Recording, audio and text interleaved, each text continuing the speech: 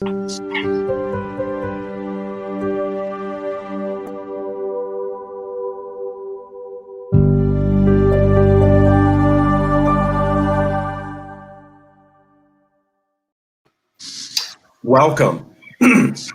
This is part of the Yes California series of debates of declared candidates for the governorship of the world's fifth largest economy.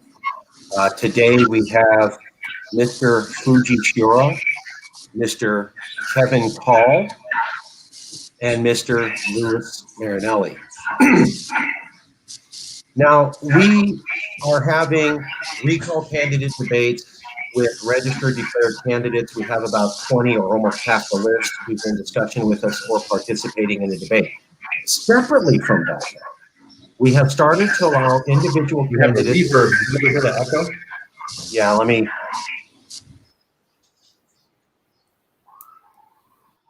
So I'm just going to mute all candidates until it's your time. That's the only way I can cut out the reverb. Please, nobody be offended. I will make sure that you're allowed to speak when we call on you. It just makes cleaner audio. So we're having the recall candidate debates, and they're going very well. About half the candidates have signed up or in discussions to participate in that. In order to make the debates more exciting and based upon feedback from the audience and news reporters, in addition to the candidates themselves, we began to offer something new. Candidates the ability to directly challenge each other in debate on one particular topic. So the recall debates are many candidates covering many questions so that the audience can get a view of what's going on. We've also allowed each candidate to say, I would like to debate this particular candidate on this particular issue. Knowing with that, Mr. Shioura was the first to take us up. Mr. Shioura challenged Mr. Marinelli to debate on the topic of California acting more like a nation. A few days ago, I met Mr. Call, and he agreed to also participate in this debate. Now, the interesting thing here is that each of these candidates was unprompted and said, without me pushing it, that they just felt kind of California seemed less like a state, more like a kind of a novel separate country almost, even though it was technically a state. Each candidate said that to me on their own without prompting, and that's why we decided to have this special debate, originally at the request of Mr. Shioura without prompting, and which Mr. Call also asked to be participating in. Today's debate is going to be amongst the three candidates only. We can have more debates on this topic or any other topic, and today's topic is California acts like a nation more than a state. What does that mean? How do we think about that? Is it a silly question? Should we ignore it? Or in fact, is it the most pivotal thing we should all be thinking about at this time as a station of 40 million people in the world's fifth largest economy? We're going to find out what the candidates think. Again, if you'd introduce yourself, I'm going to allow 1 minute introductory statements to you and why you think the topic of California being more like a nation is interesting. In no particular order, we're going to go with Mr. Shioura, and then we'll go to Mr. Call and Mr. Marinelli. Mr. Shioura, in 1 minute, why do you think California is more like a nation than a state? It helps if I mute you. Yeah, sorry. Thank you, Marcus. Thank you. Can you hear me now? Yes, sir. I just want to say thank you, Marcus, for hosting this to ensure a well-informed electorate. I want to thank Louis Marinelli. Thank you for being here. And I want to thank Kevin Call-G, Namaste G, for being here. And I believe California is more like a country economically, socially, and culturally. And our differences is what make us so great. But at the same time, I would politely, respectfully challenge Louis Marinelli. How are we going to fund it? How are we going to have a currency? And that's one of my concerns. So yes, we are like a country. And there's so many people I've met that have very similar concerns with Mr. Marinelli about California being like a country in so many ways. So economically, we're a powerhouse. Technologically, Hollywood, entertainment industry, our industries are titans in the world. So that's what separates us from other states and even other countries. Okay. Kevin Call, in a conversation between the two of us, you brought up on your own that as founder, I believe, of the Global International Trade Organization that allows you to meet such high level federal officials as Barack Obama, John Kerry, and Secretary of State Clinton, that you'd been able to travel the world. You'd seen California in relation to the federal government, and that you felt California was more like a nation than a state.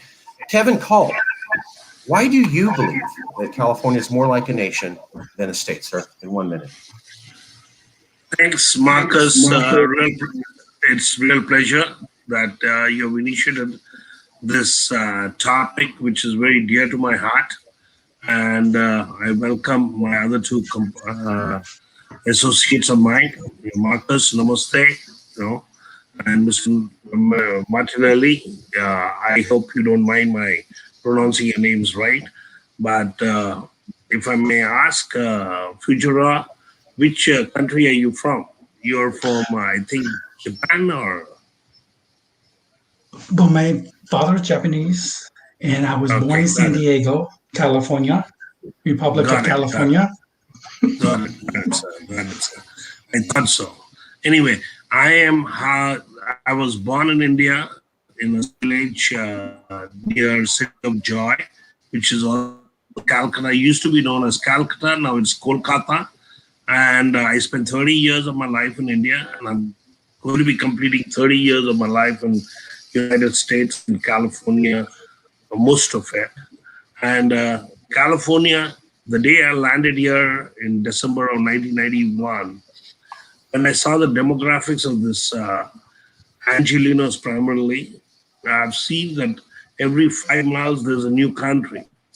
So United Nations, or whatever you call it, 193 nations, or approved nations of the United Nations, are right here in Los Angeles in 200 square miles.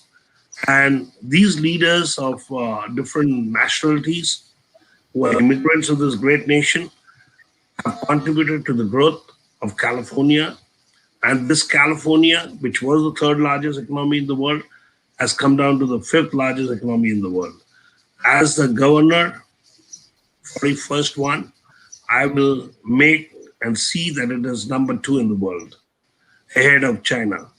And China is a nation that we built them 40 years ago. We started, that was the biggest mistake of the United States, to have joined hands with China and made them into an empire, which we are all suffering today, whether it's the Wuhan virus or anything else. They don't listen to us. And this is exactly that I'm running for governorship. Why China and not the rest 183 nations also? Thank you, Marcus. Thank you. Mr. Marinelli, you said that California acts more like a nation than a state. Why make that statement? Have I said that? Wow. Yeah, well, my name is Louis Marinelli. For the viewers out there, I am one of the founders of the California Independence Movement, modern-day California Independence Movement, known around the world as CalExit, thanks to our work in getting the message out to not only the people of California and the people of the United States, but also the people around the world. And I believe that California is more of a nation instead of a state because of its economic size and might, because of its population demographics, because of the resources that we have, all of which combined make us able to be an independent country. We don't need to have the United States to support us. It's quite the opposite. We're supporting the United States. And so California is a distinct society, like Quebec in Canada, like Scotland in the UK, like Catalonia in Spain. California is also a distinct society, and that is an important ingredient as to what allows us to have a legitimate claim to becoming an independent country through self-determination. And that is a world recognized ingredient for what's necessary to become an independent country, that you are a distinct society. And on top of that, if you look at California's history, how did California become a state? It became a state in a much different way than most of the other states in this union became a state. We were taken over militarily and occupied militarily, whereas most other states were settled by American settlers. They formed for themselves a Republican form of government. They then applied for statehood to the Congress, and then they were admitted into the Union through that path. California was militarily conquered, and then the conquerors created a constitution for themselves and applied for statehood for themselves without input of the local population. That is grounds to the UN Charter for California to have the right to a referendum on independence. And that's what this campaign is about. Put a referendum on independence before the people of California. Okay. We're going to move on to some more specific questions. I'm looking for the opinion of each candidate. There's a series of questions. You have 1 minute to answer. So these aren't in-depth answers. It's more like, how do you view this? So for the first question, in February 2017, Reuters Ipsos and Stanford University did polling on the concept of California becoming an international state. Both of them found that 1/3 of Californians were open to the idea of leaving America immediately. That's Reuters Ipsos and Stanford University in 2017, two of the most reputable polling institutes in all of California. Both asked the same question, and two independent polls showed 32% were for Cal exit. However, they also showed something interesting. An additional 15.7% said, don't know how they feel. We're not necessarily opposed. GQ magazine added that up and said that's about 47.5%. 47.5% of Californians said they're open to discussion of leaving America, and they're not necessarily opposed to the idea. Reuters Ipsos and Stanford University, February 2017. So to Mr. Shioura, how much support is there for Cal exit in California? How much do you think Californians think about the idea that California is more like a nation than a state? In your opinion, sir? Well, I'm not going to give my opinion. I'm going to speak as an elected California official on record. And I've met many people, Republicans, Democrats, Libertarians. They have told me they would like to see California become a country. So let me just say that very clearly.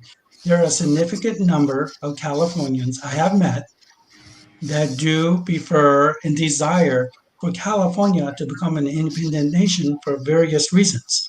And I met very astounding people, amazing people from left and right on the political spectrum. So there is a lot, and I'm very curious to understand why. Why are they so passionate about California becoming a country? And the reasons are varied and is a significant number. I'm currently in San Diego, California, and I've talked to military personnel who confided in me in private that they would prefer California become a country. So the numbers I do not know, but in my experience as an official California candidate and elected official, there's a significant number out there that do want California to become a country. Mr. Call, same question to you, sir. In your opinion, you've been in California for decades. You've traveled, you've been an official, you've met many people. How much support is there? How many times have you met regular Californians talking about this idea, or California dreaming, as we like to say? To be honest with you, Marcus, it's zero. And I disagree with both of my advisors. We're having a discussion. I think what has transpired, 47.5% that you're mentioning about are the people who are born and brought up in this country. I, as an immigrant who came to this country, I treat myself as a born American. I love the American flag when I was born. I used to read Newsweek and Time magazines while I was in India. At that time, way back in 80s and 90s, early 90s, or 70s, when I was growing up as a child, the desire to be an American was the only intention of all immigrants. So if California says that it wants to be an independent country, I think the rest of the immigrants of the state would rather go to other states and be called an American than be called a Californian. Because California has not reached that status of being called an independent nation. It's the same thing like we experienced this in Mumbai. Mumbai controls 30+% GDP of the nation of India. And there is a call like that, residents of Mumbai, because they contribute 30% plus GDP of India. They say, why don't everybody wants to come for jobs, everything to Mumbai. So it is exactly the same scenario in India, what is happening in the United States. But that's my answer.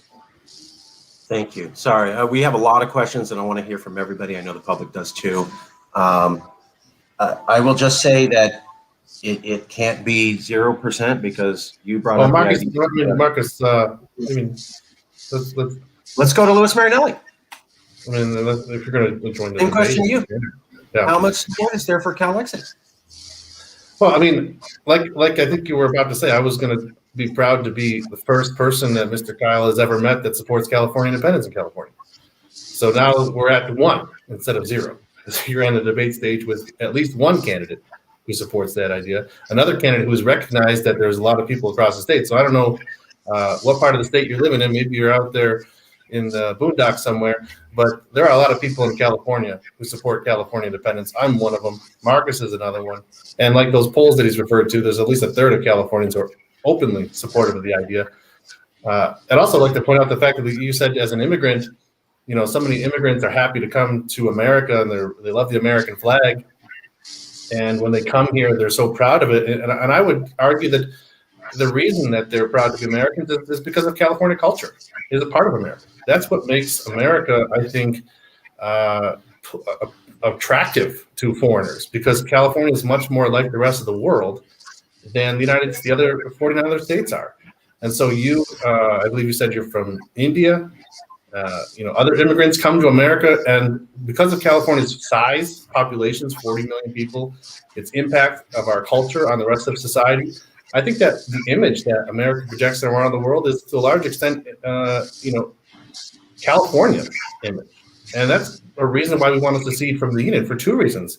Because we are a distinct society, as I was talking about earlier, but also why should we, Californians, 40 million people, have such an impact on the rest of the country? Let's let the United States be their country and govern themselves as they see fit and have their image around the world represent who they are.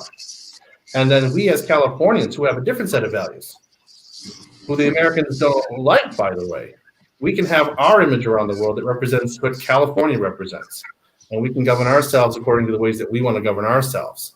And that's what this campaign is about. It's about self-determination. It's about self-governance. It's about Californians getting out of the hair of the Americans and the Americans getting out of the hair of Californians. Nobody wants in California to listen to what the 49 other states want us to do. And likewise, the other states hate when California is telling them what they need to do. And so let's just end the problem, have a national divorce, and everyone can govern themselves as they see fit. Okay, we're going to move on to thank you all candidates. Thank you. That's excellent. Everybody giving their opinion. You don't have to agree. And in fact, the public likes to see people having different opinions because they view it as a real debate. So I'd like to go to this question.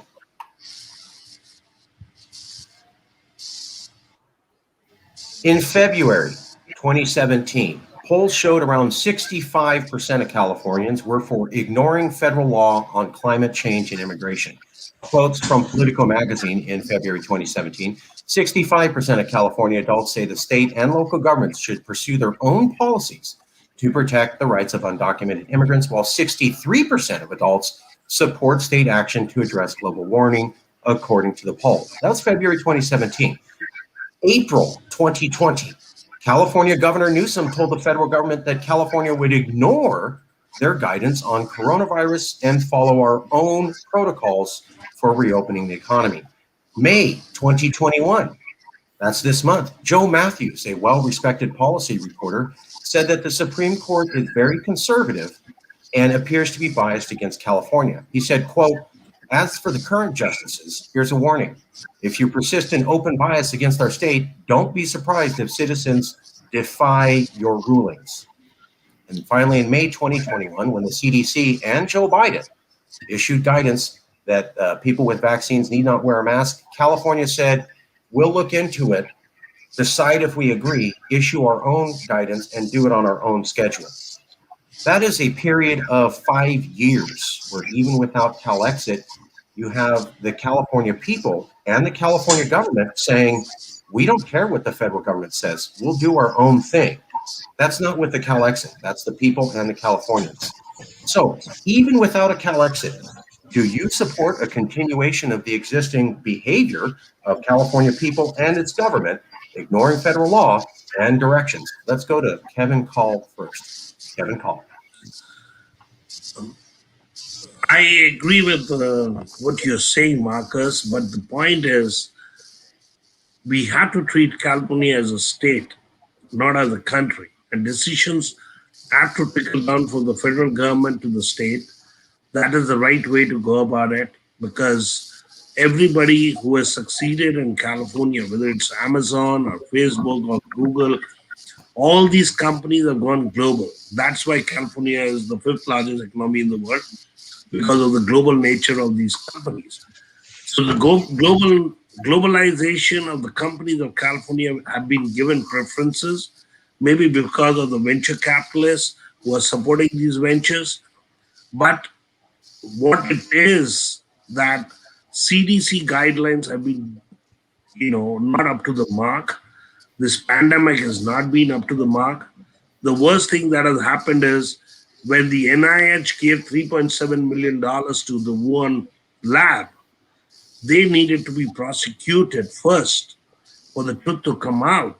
And last 1.5 years, America is looking like, like we are beggars to the Chinese CCP asking for information on a daily basis, and we don't get those informations. So we really don't know the origin of the Wuhan virus, but the NIH, which is funded $3.7 million, should be held accountable. From there, all the disclosures will come in, and the CDC guidelines should be followed. If I may, if we could get a straight answer. Californians have said that they wanted to pursue their own policies on immigration, climate change, coronavirus protocols, mask protocols, reopening the economy, a variety of issues. They've done this over 5 years. Are they wrong to do that, sir? Or do you support this continued behavior by California? Kevin Call. They are wrong to do that because immigration is a federal issue and CDC guidelines is a federal issue. Okay, Kevin Call. Thank you, sir. We're going to go to Fuji Shioura. Fuji Shioura, is it okay that Californians behave this way and their elected officials, or is it not okay and they should stop that behavior now? As an elected official for the state of California, I will do what's best for the residents, the voters of the state of California. That includes people that were born here, people that are undocumented. We are Californians, first and foremost. And I'm thankful for the sanctuary city status that kept families united, that helped keep families here and all the children from DACA.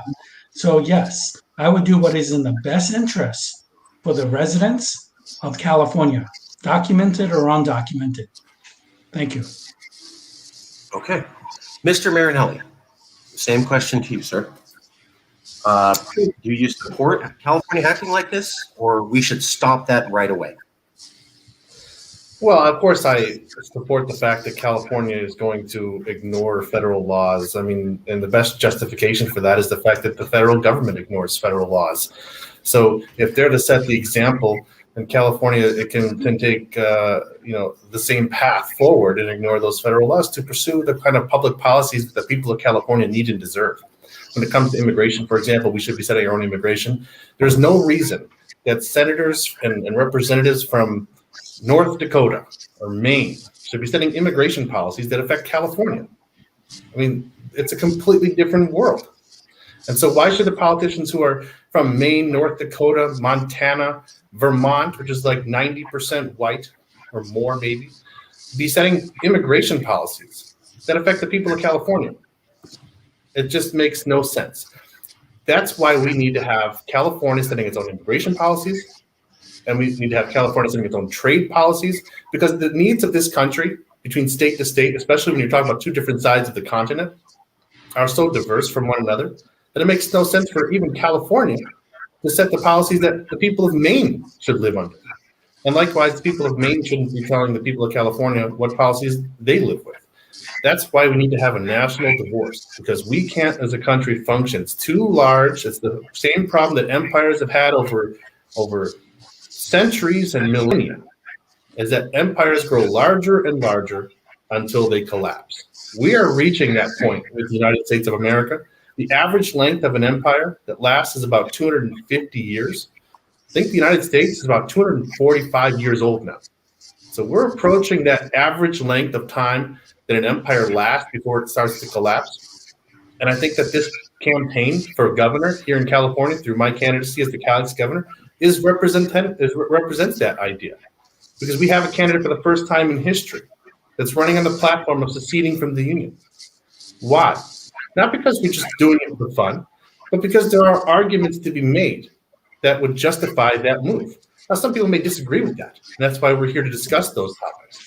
But the fact is that there is a candidate that represents that. And I'm not the only person that represents it. There are other people out there that support this campaign as well. There are other candidates who support California independence. And so I think that those points all together are representative of the fact that we are approaching an end of the American era, and California needs to start to plan its future. Plan its future. We need to have a plan B. What happens if the United States collapses, like the Soviet Union collapsed?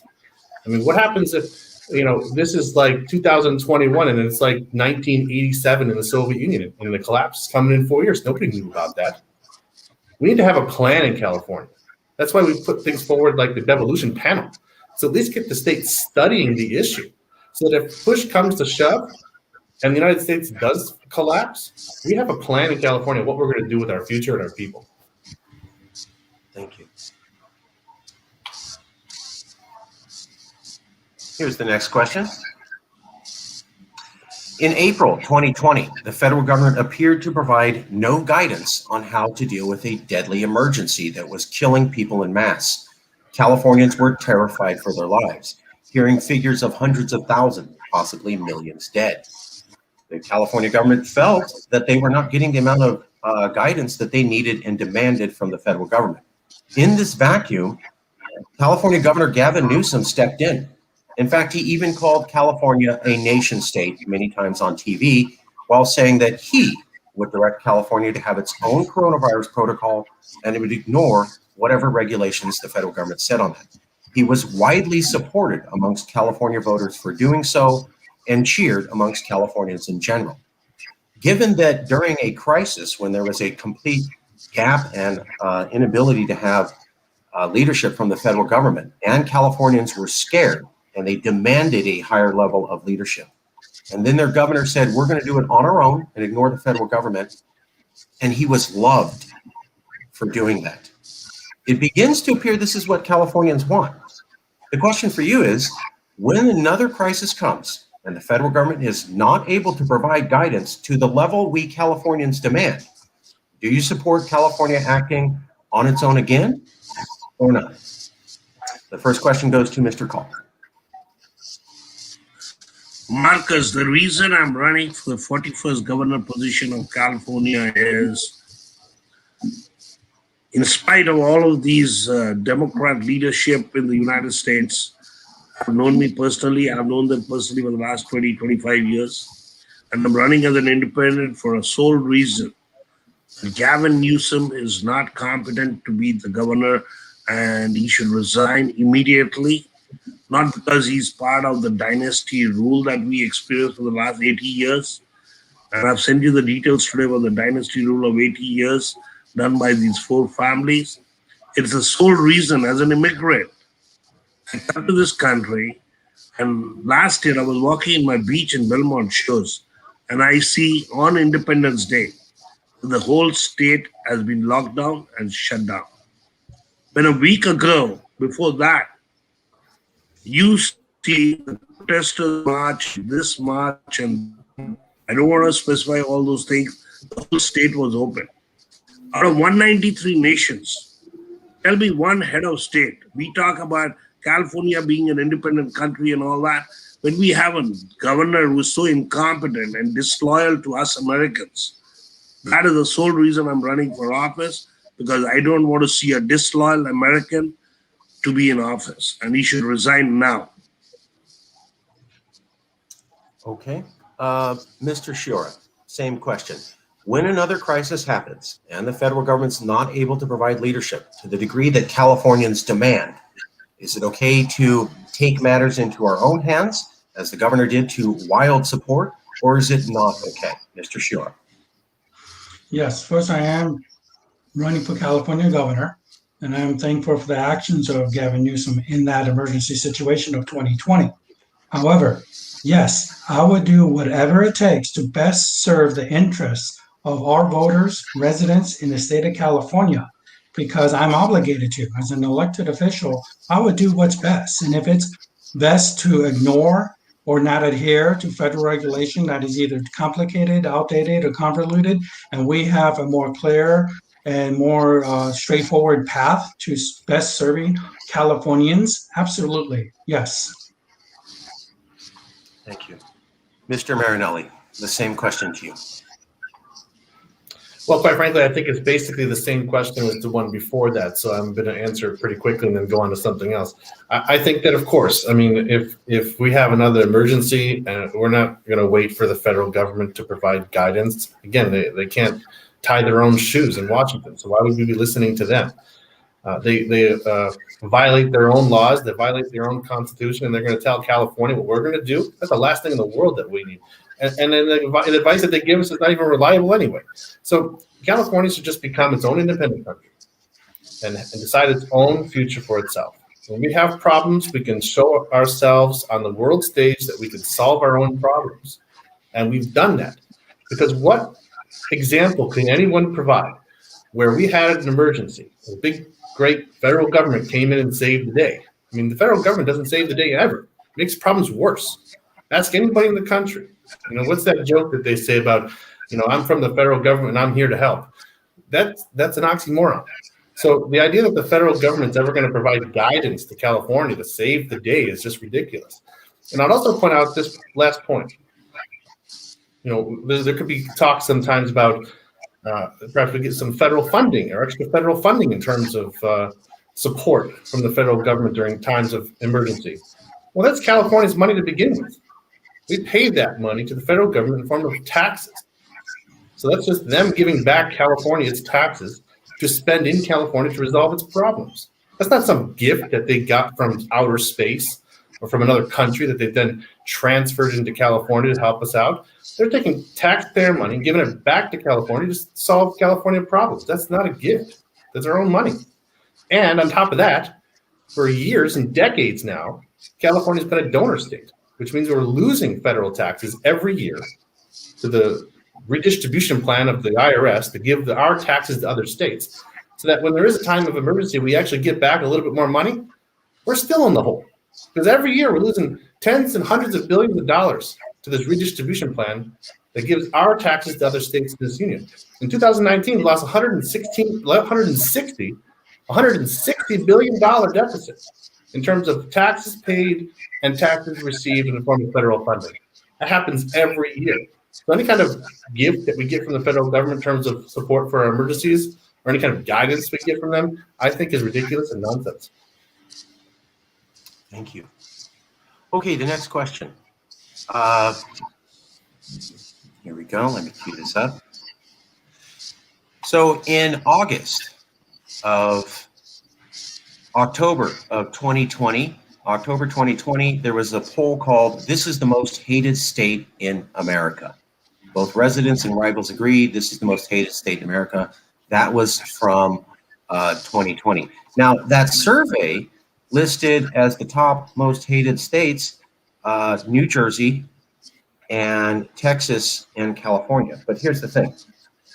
California was listed as the third most hated state in all of America, according to a poll that came out last year.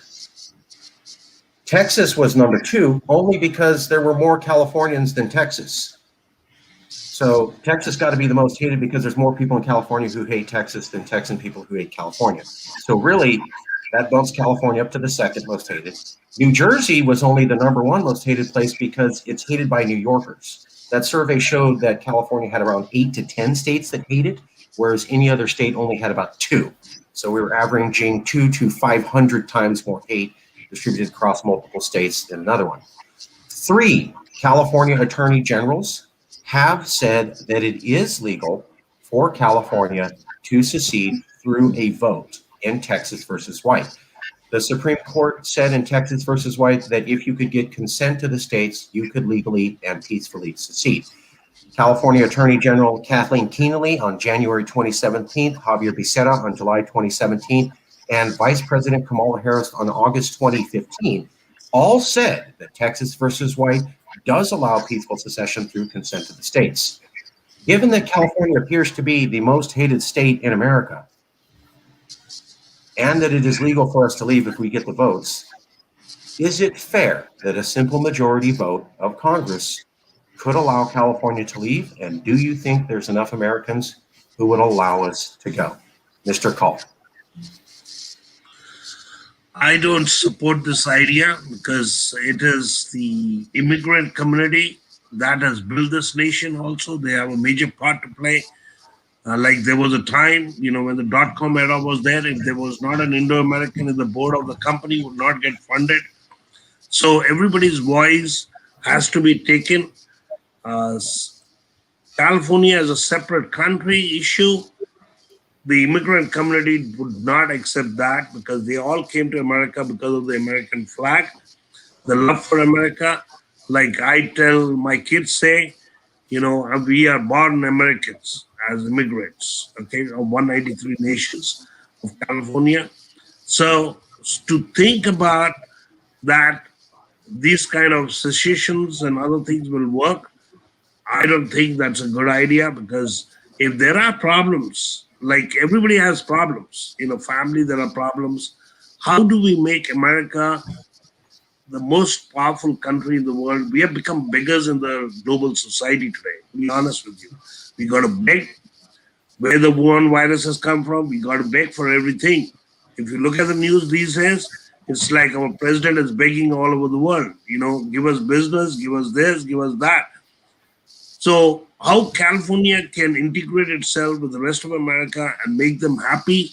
Like California was an icon. When I came to this country in 91, it was used to be called California Dolls. I still remember I came to South Dakota. They said, you're going to California to meet all the California dolls. That was a craze because of Hollywood, because of media and entertainment. In a 40 square mile is 98 to 98.9% of the whole world's media and entertainment industry. You can't ignore the fact that media and entertainment is the one which controls how the world perceives us. So California, as a Californian, how we integrate and say we are the most loved people, there are a lot of issues need to be resolved. Like immigration is one of the sole reason that we are being hated, because most of the illegal immigration of the world is in California, because we are with most of the borders around us. The only person who left America and went back to his country was Columbus. The fact is, only Columbus left America. So the rest of the people who are staying illegal in this country, and the only president of the United States who came from California, Ronald Reagan, he fixed part of the immigration problems. To clear the immigration issues, I think what is important is to have a president of the United States come out of California. That is the solution. Kevin, you picked this beautiful picture of America. It's very charming, but for some reason, every year there's more and more Americans renouncing their citizenship. If America was such a great place, why are there more and more people renouncing their citizenship to leave that beautiful place that you described? The fact of the matter is that there used to be a beautiful country, but it's not anymore, and that's why this campaign exists. Sir, do you really want an honest answer from me for this issue? It is to save money, save taxes. It's only the billion. It's only the billion. It's only the billionaires who made a fortune in American society being called as an American, like Halliburton. When President Bush was leaving office, what did they do first? They moved their headquarters to Dubai. So same thing applies. People leaving American citizenship is for tax purposes. There are a lot of flaws in American society. I have a very large transaction which is expected to come to my company because I'm doing American cities. From California, I'm doing American cities in 4 nations. And I have a very large funds to come in for the American cities. I can't take the money because of the banking laws. These are things that need to be fixed and make America friendly again to business communities. Elon Musk left California. 32 other companies left California. There are reasons, because Gavin Newsom does not have time to sit with these companies and resolve those issues. what Texas is giving them. So it is a very easy thing to do, sir. I think that, Mr. Call, I think that if there's many immigrants who love America as you do, and I agree that there are plenty of reasons why one can love America. I think that there are, for every immigrant that loves America, there's just as many foreigners who hate America because we're dropping bombs in their countries, stealing their natural resources, and occupying their lands with our soldiers. So this idea that immigrants universally around the world and people around the world universally love America, I think is a false statement. There are, of course, some people such as yourself who've immigrated here and love this country. Great. But for every one of you, there's someone around the world who hates the American flag. It represents occupation. It represents imperialism. It represents death of their families.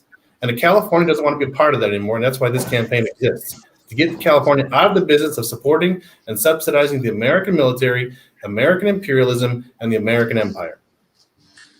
Part of it, sir, I agree. Can I speak, Marcus? Can I? Yes. Can I Go ahead and respond. 1 minute response, no more, please.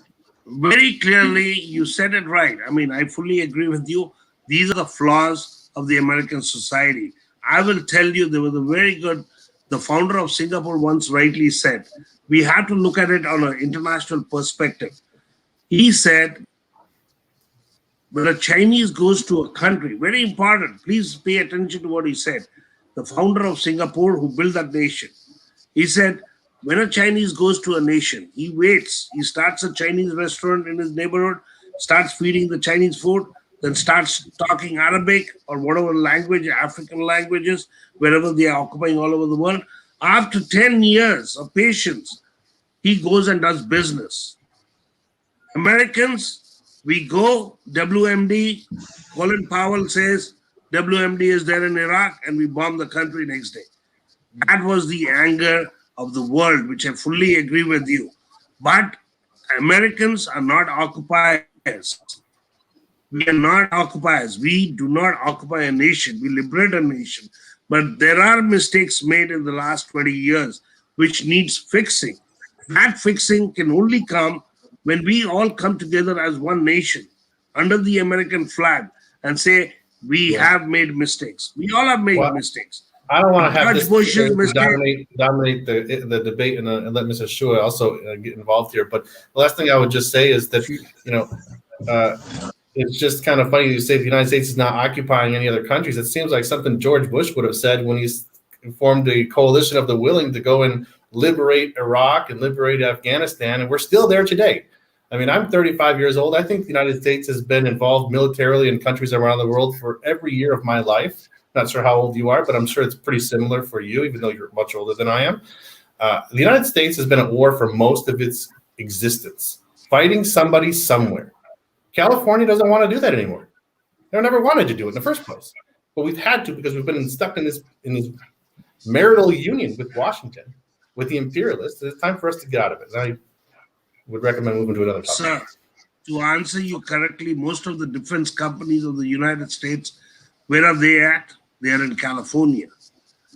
And when in 1966, Lyndon Johnson being the president, he said, this is the worst day of my life when industrialization of the defense industry took place in the United States. So you can't blame California's contribution to all these wars. And what do we export? Wars, which we agree about. Every whole world knows America has only one thing to offer to the world, weapons. So all these things, and I'm a military background myself, I'm a retired lieutenant of the Indian Navy. So I know that these are issues that need to be addressed. I'm not denying that. These issues can be addressed in an appropriate manner, not letting China take over the world. China has almost taken over 2/3 of the world because of the policies. There are different policies that need to be changed in the American society, like FCPA laws. I'll do that later. Well, I hope that we can resolve the issue sometime in my lifetime so that I can live in a country that's not at war, a perpetual state of war. Sorry, I'm going to end that section of the debate. There's other questions to get to. I appreciate the flexibility of the candidates. Here's the next question that we're going to go to. Let me share screen.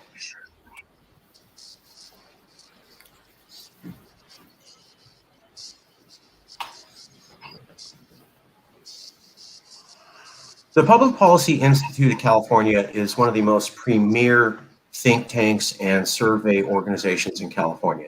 It pretty much writes the policies, analyses for the California government. It analyzes policies, it looks at voters, it is the definitive voice of what California voters think, and their information is used as the guidebook for the California government. Well, the PPIC did 2 surveys in January and March of this year. The first one, they asked, can Joe Biden unite the country, or will the country be permanently divided? That was January 2021. 59% of voters, 59% of voters in California said America will not be united and will be divided. That's voters from the top policy institute in California in January. Now in March, they said, are you pessimistic that Americans can come together over their political differences? And 56% of voters said they are pessimistic that Americans can come across different political spectrums. So we have January, almost 60% of voters said they don't think America can be united. And in March, almost 60% of voters said they don't think Americans of different political opinions can come together. The question for the candidates is, given that it's that polarized and that almost a 2/3 majority of Californians do not think America can come together and view the future as bad, what options do we have for the future? Mr. Call. Options are very clear, sir. I've been on both sides of the aisle. I've been top leadership of Democrats and top leadership of Republicans. I've been on both sides. I know them personally on both sides for the last 25 years. I think the solution to unite all Americans is to come out of these small issues that they fight about. Just for an example, I was talking to somebody in Idaho the other day. That lady, a good friend of mine doing business with me, she says, you know what? I don't want the Idaho to be a blue state. They'll take away my gun rights and abortion issues. Democrats have different perspectives. So what has this got to do with daily living today? Daily living of individuals is about global peace through global trade.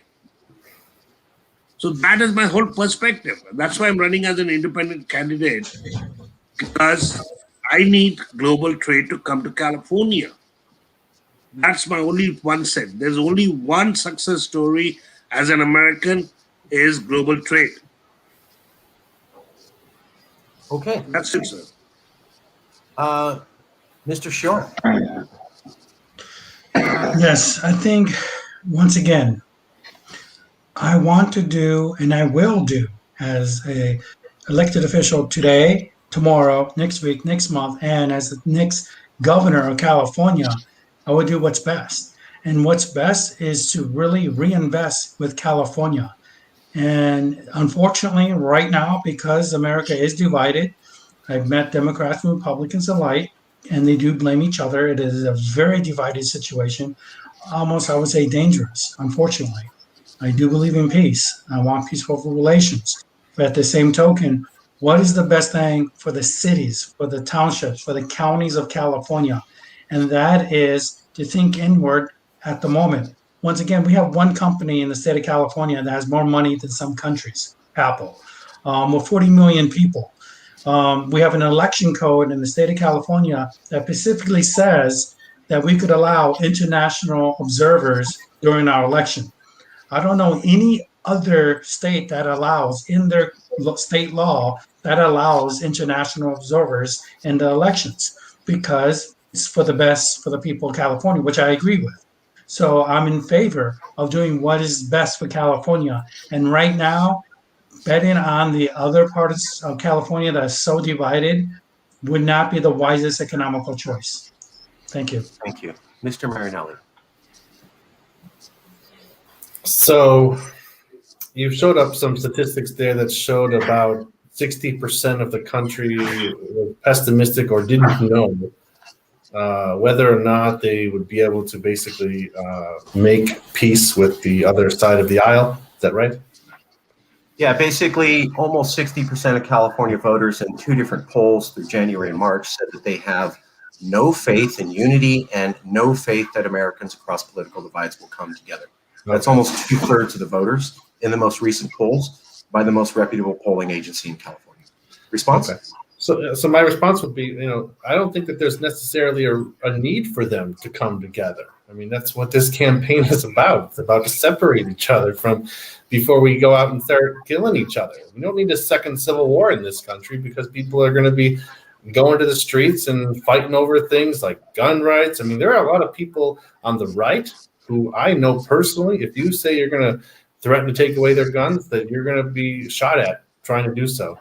And there are just as many hostile and radical people on the left who are going to fight for things that they believe in.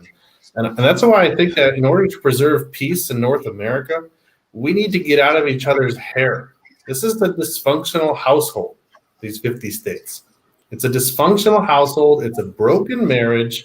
We need a national divorce.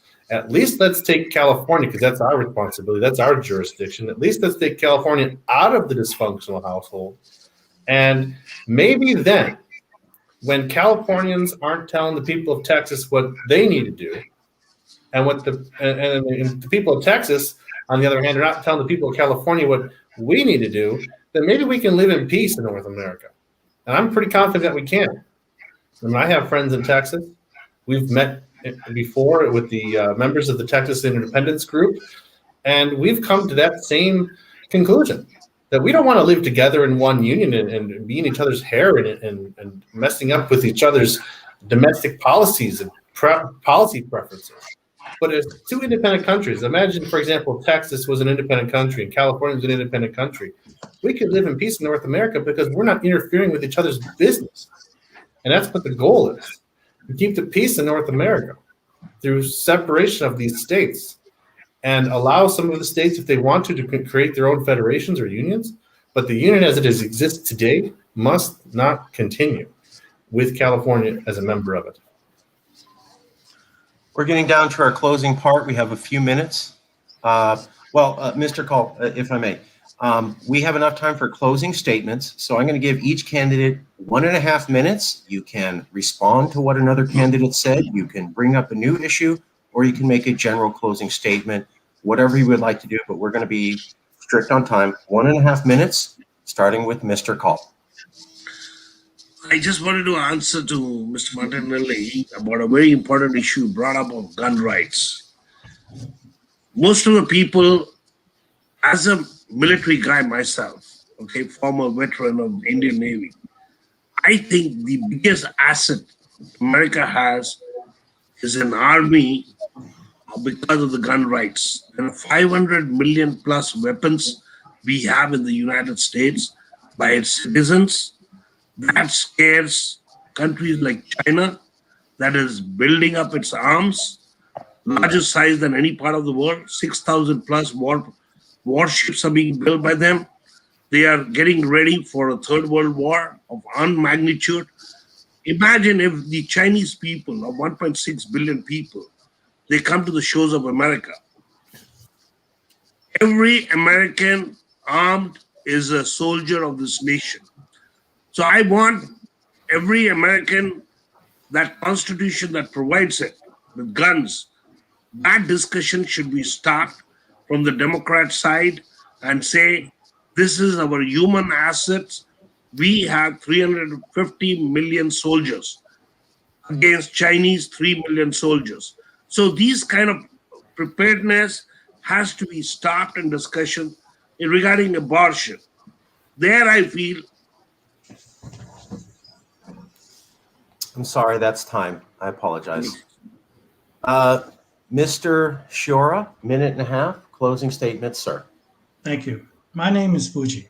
It stands for Family, Unity, Justice, Integrity. I'm running as your California governor. I'm independent. I'm also pro-life. And it's very near and dear to me that I was born in the city of San Diego.